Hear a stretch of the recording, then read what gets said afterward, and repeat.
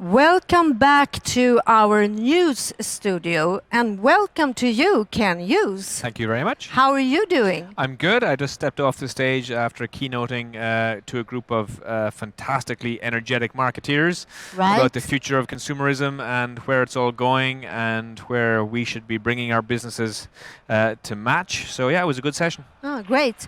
You're acknowledged as being one of the world's leading authorities on consumer and shopping behavior. And as you said, you've been talking on the stage here today. Yeah.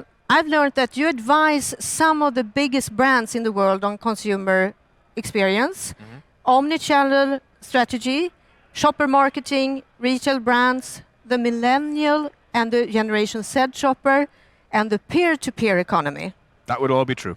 Can you tell me a little bit more about your work throughout the world? Sure.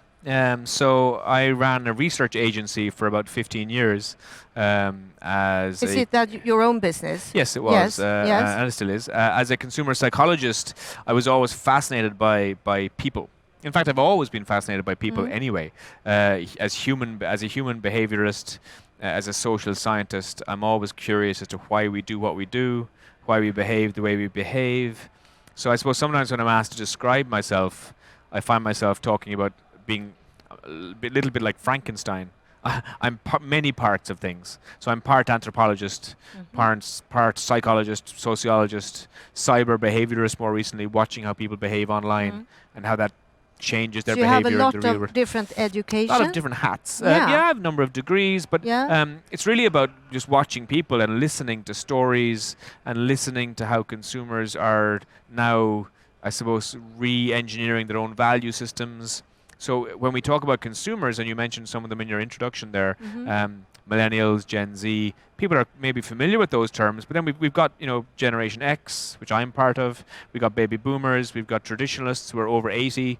We've even got the alpha generation, which are kids aged 8 today. So we've got 6 different sets of consumers already, each of those with different values, with different ways of wanting to have their needs met. So when you're a brand or a business or a retail operation going to market, how do we then deliver what we need to deliver to each of those 6? Yes. It's difficult because they all have different ways of exactly, I see.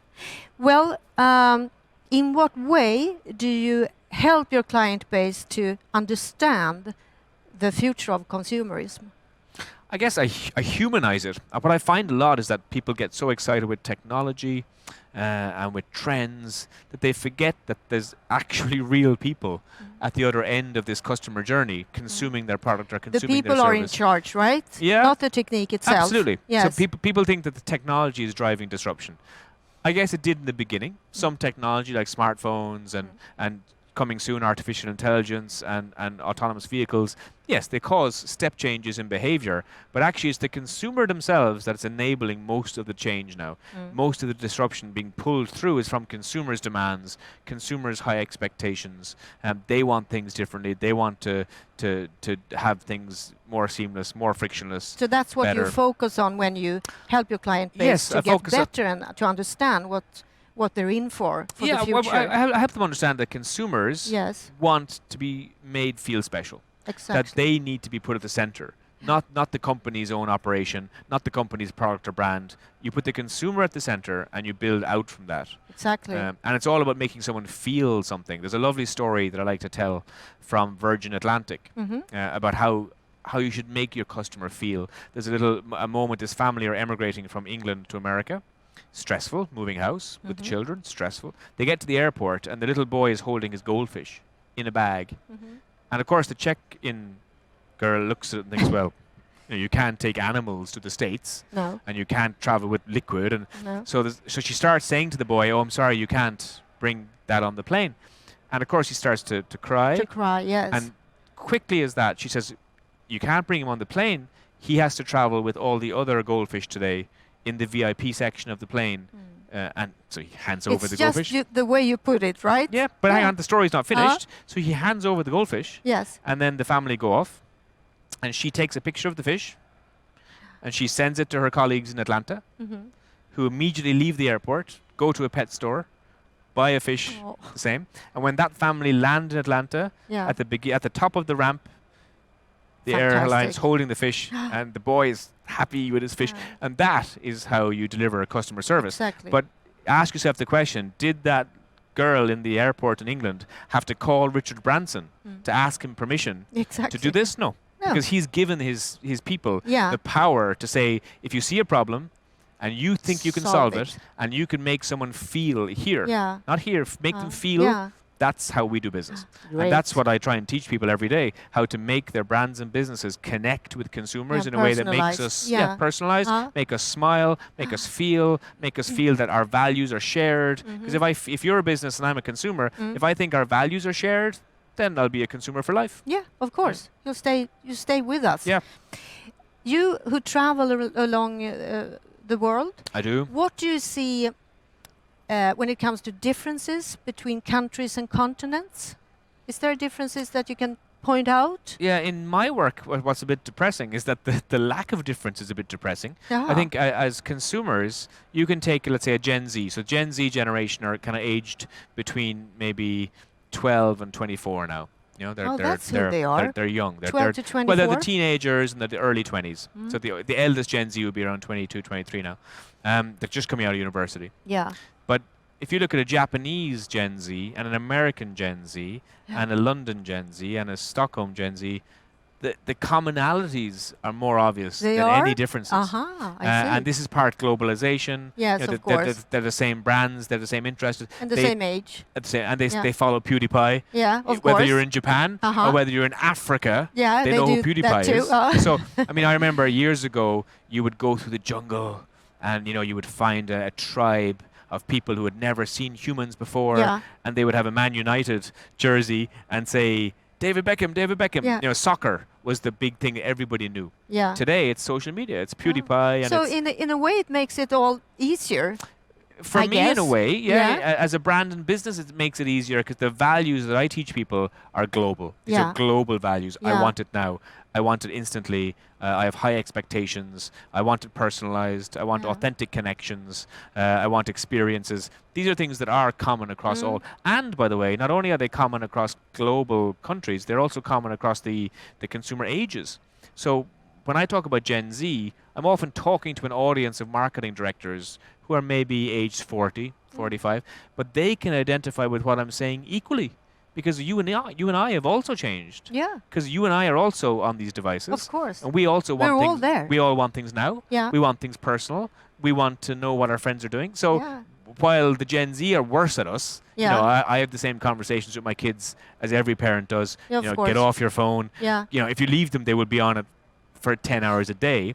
But you and I are just as bad. We're like, you know, we're connected. So the values are starting to. We had to have this way of looking at the world: digital native, digital immigrant. So you and I would be digital immigrants. We would have come to digital, and then there's the digital natives that have grown up with digital. But actually, the digital immigrants, you and I, have started to change our behaviors more like the natives every day. So what about the millennials? If you compare them to Generation Z, what can you say? The differences? Yes. What's interesting about the millennial generation, and I think economically and in retail we got very excited about the millennials because they were the first change. They grew up in an analog world, and we call them the white wire generation, the iPod generation, and they shifted over then to digital. So they were the beginning of the change, and it was the beginning of the disruption. It was the beginning of the smartphone. It was the real catalyst for e-commerce. It was exciting times. But they actually were only the startup, or the support act, the warm-up act. It's Gen Z that would be the main event because they have grown up inside the digital reality from the beginning. I mean, even if you talk to a millennial, maybe they're 35, 40 now. They have kids. They have, you know, and they remember the old ways still because when they were 15, they still had cassettes. They still recorded things from the radio. They did that too, as well as I'm Gen X, but they did that. Then they switched over early to the new ways. But this next generation, they never had the old ways. They don't know anything about those. They just want it now. So the millennials, I think, as a consumer, they will tolerate failure a little bit more. If you drop the ball from a business perspective, they will allow you one mistake. Gen Z, no. Gen Z, if you make a mistake. So how can we satisfy Generation Z? It's a great question. So the expectant, I've studied consumer behavior for nearly 18 years now, and I have watched this shift every year. It gets worse.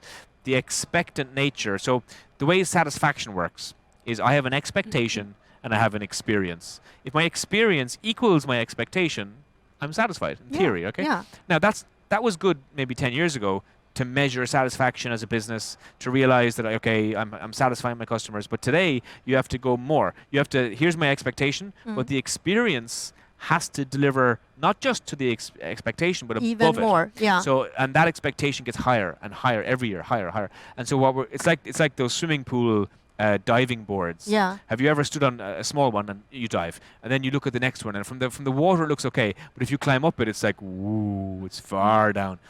At the moment, the consumer is up at the very, very top one, and so if it's further to fall. Yeah. And if we don't get it right as a business, Yeah. the fall is harder for the Gen Z consumer to feel, because their expectations are up there every time. They expect everything to be perfect, everything to be personalized, everything to be about them. So we have to shape up then. As a business, yes. Yeah. Yeah. There's no point in sitting here thinking, oh, Gen Z. Yeah. No. This is our consumer. Yeah. They expect They it will better. rule the world. They expect it faster. Like I mean, I had a 2020. very interesting episode yesterday from a customer experience point of view. I foolishly left my laptop on the plane yesterday. So I was flying here to this event. I was working a little bit on the plane. Yeah. I put it into the seat pocket. Oh. And I forgot. And I got That's off. a nightmare. It is. Yeah. So I was changing planes in Heathrow. So I went through security, went to get my laptop out, thought,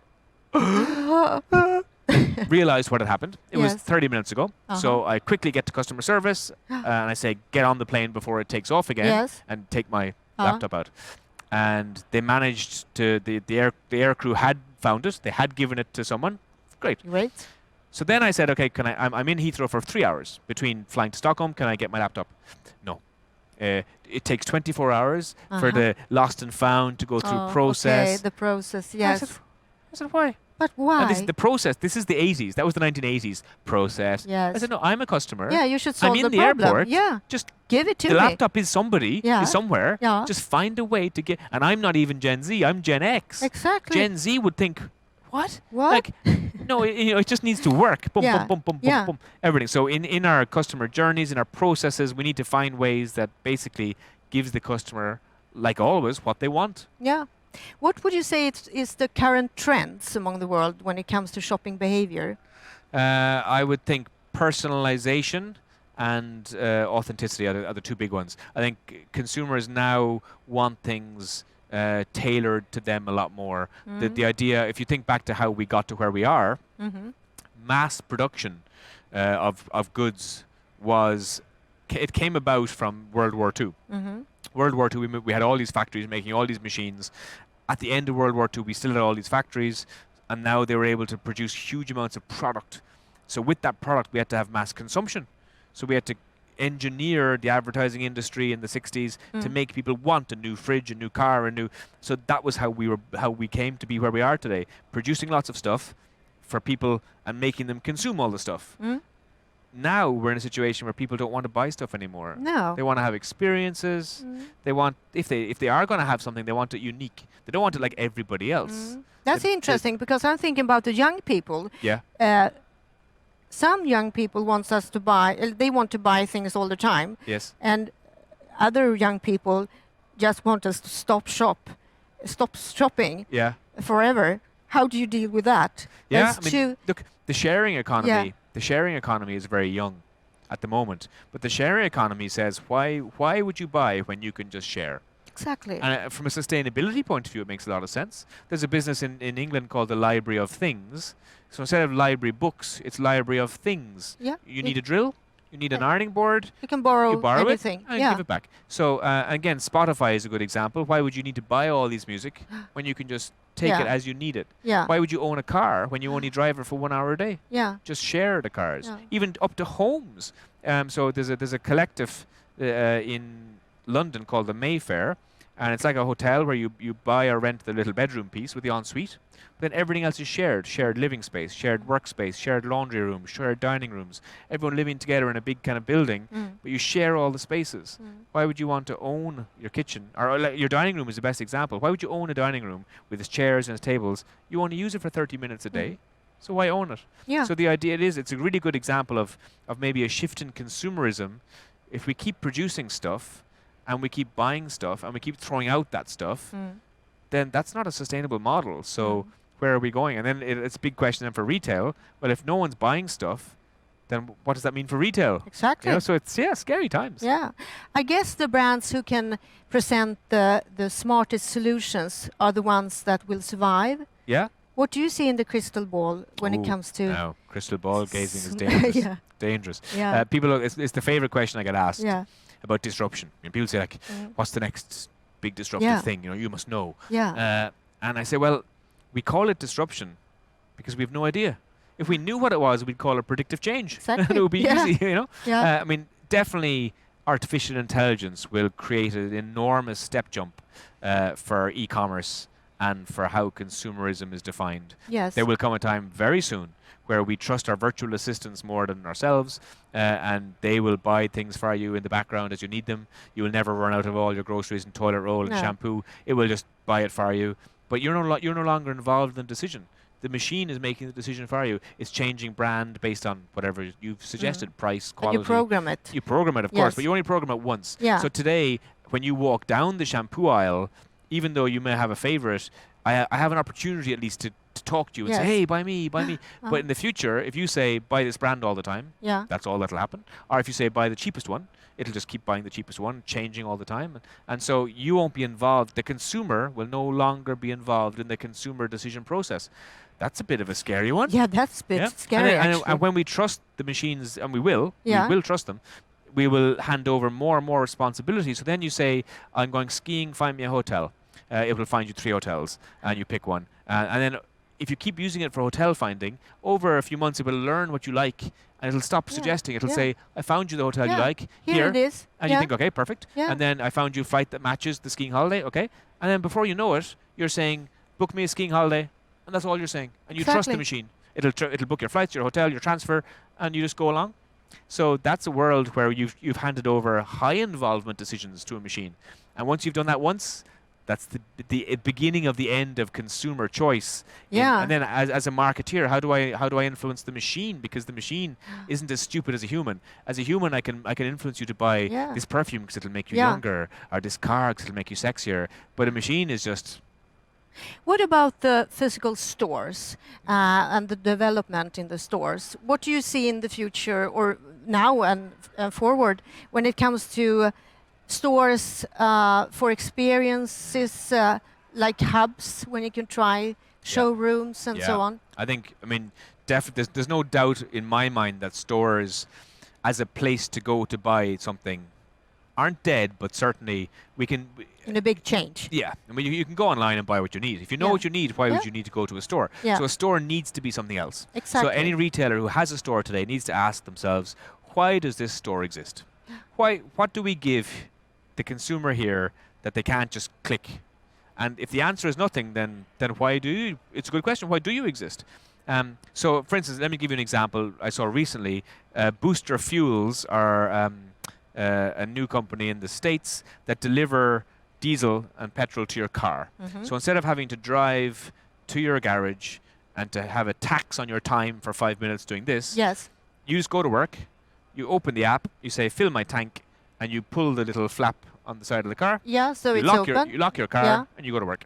And you come out of work at the end of the day and your car is full. So easy. They drive their truck around. Yeah. So you think, well, for years there was retail spaces that were being used to sell gasoline, and when you buy the gasoline, you're paying for the rent of that space. Yeah. These guys don't have any rent, so therefore they give you cheaper gasoline. It's more convenient for you, no tax on your time, you don't have to always... So that is retail basically being wiped out. So the same question, to come back to your question about what purpose does the store have, a gasoline store has no purpose other than to be the point where you get it. So the minute someone found another way for you to get it easier, it made the store irrelevant. When you deliver parcels, it's the same way. You can, they can get your package in your car. Yeah. Right? Yeah, absolutely. Yeah, Audi and Amazon did that. Yeah. So for the physical store, we need to give shoppers a reason to come. Exactly. So what is that reason? Definitely experiences. Yes. A showroom. I mean, if I go to a sports store, I can buy hiking boots online. Yeah. Or I can go to a store in the States and I can try on the hiking boots, and in the store they have a boulder. Exactly. Like actual boulders You that I can can try and Yeah. I'm a rock climber. I can go in and I can test gear, and they have a climbing wall climbing in the wall store. in the store. That's so, great. Yeah. So those experiences mean that going to the store has a reason. Other than that, I may as well just stay at home and click what I buy. Yeah. So, and then some people say, well, what if you go to the store, try the things, and then go somewhere else to buy it? Exactly. Yeah, well, then the store has to be as competitive. It has to be as and the competitive people price in the point of view. store Yeah, the people, exactly. I mean, that's the real key to selling, right? Yeah, absolutely. Yeah, So, I mean, at the moment, experience. let me give you an example. I'm buying some kayaks at the moment for my family, so 2 sea kayaks to paddle. And I went online and I found them. And I know the one. I've done my research. I know the one I want, and it's a certain price. I then went into a store and I met a guy, and he owns the store himself and his wife, and they were really good. They're really friendly, and he's more expensive because he owns a store. But I'm going to buy from him because the amount of advice he gave me and the extra bits, and I know if anything goes wrong, I'll go back to him. And so for me, the extra price is worth it because of the service and the expertise, which I don't get online. You trust him. I do. You need to trust. We do have extra. We have other values. People think that value equals low price. No. Value is lots of things. So there is a role for the store, and in that moment, he was able to make me feel valued. He was able to give me extra advice. He was able to show me things that I hadn't even thought of, and therefore I feel like I have a relationship with him. Exactly. So that's what it's about. It's about human relationships, as everything is. Yeah, that rules the world, right? Yeah, it does. If you, as a last question, could you give the retail community of the world your best advice, what to focus on from now? Hire me. It's good advice. Yeah. What to focus on? I think the energy of a startup is interesting. When you have 6 people in a room working on a business, they have an energy, and they have this idea and they want to bring it to the market. I think a lot of retail is tired. Yeah. A lot of retail, there's a great innovation here today, but that's because we're at an exhibition. Yeah. And the people who have chosen to be here are the people that have something to say. There's lots of people who aren't here because they have nothing to say, because they have no innovation.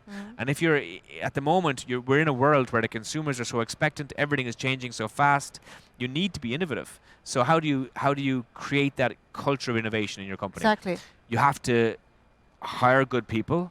You have to get rid of bad people. You have to do something in your organization that encourages innovation, that encourages creative thinking. Retail actually can be quite uninnovative. It can be quite kind of the same. It can be. So we need to every day start the day with, okay, how can we do things differently? What can we do? How can we challenge ourselves on the customer journey? How can we make people smile? How can we use data creatively? And do mistakes. Mistakes are great. Retail is terrified of mistakes. Yeah, I know. And I don't know why. Because, I mean, I've always taught my kids, make as many mistakes as you can. Yeah, that's how you learn. You learn from mistakes. Exactly. Now, don't make the same mistake again and again no, and again. That's not stupid. Clever. Yeah. But mistakes are a gift. Mistakes are a gift of, like, okay, that didn't work. What will? They're building blocks. Mistakes are like little building blocks that you get to build. And if you build them correctly, it builds a staircase to where you need to go. So I think retail definitely needs to take more risks. Needs to, and you only get to be innovative if you take risks. Yeah. And we have so many stores, we have so many websites. Just start playing, start changing things. You know, if you have 400 stores, take 10 of them and do things differently and see what happens. Yeah. If you have a website, have a few versions, see what happens. Just be creative with customers. Don't do it with them all, but use your data and communicate in a different way to 100. See how that works, and basically just keep trying things. And if you're doing the same thing every day, wasn't it Einstein that had that expression of insanity? If you do the same thing every day you get insane. and expect different results, you're insane. Yeah, exactly. You have to try it. So So your best advice is take more risk. Take more risk and innovation. Yeah, absolutely. Okay. Thank you, Ken. You're very welcome. Pleasure to talk to you. Thank you.